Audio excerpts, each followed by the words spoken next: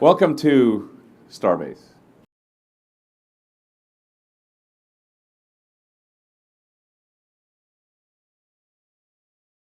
Just some facts about Starship, and these numbers will evolve over time.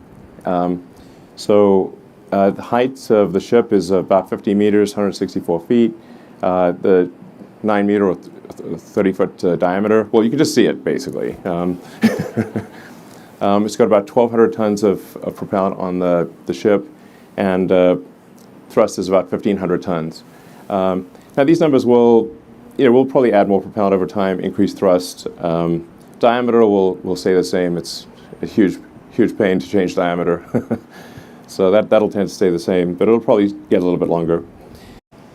Heat shield. So this is the world's largest heat shield. So we need to have a heat shield that is capable of resisting extreme heat, but also is not crazy expensive.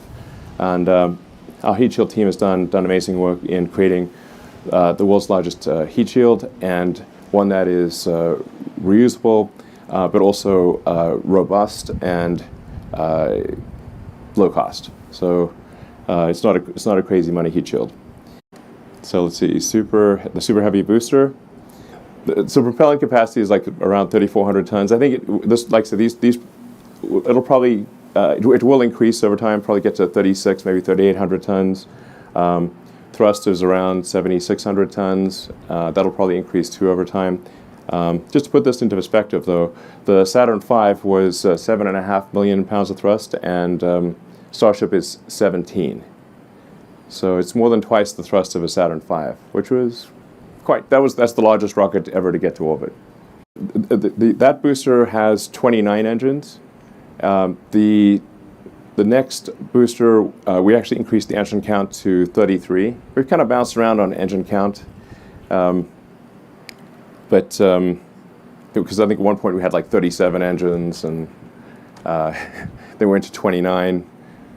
We've finally settled on 33 engines, which is about actually the most number of engines you can actually fit under that booster without like expanding the diameter. And then Raptor development. Raptor 1 was 185 tons of thrust.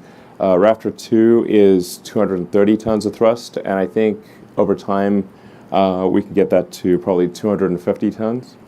So that's and it's also significantly simplified. So you can see the difference between V1 and V2.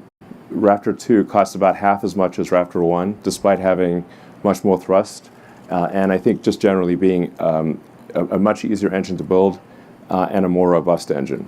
So very excited about Raptor version 2, and it's only going to get better from here.